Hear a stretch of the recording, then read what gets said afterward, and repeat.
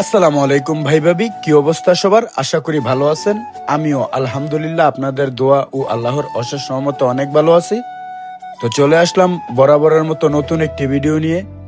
তো পাঠাও কুরিয়ারে জব করে রেগুলার কাস্টমারের কাছে পার্সেল ডেলিভারি করতে মজাই অন্যরকম।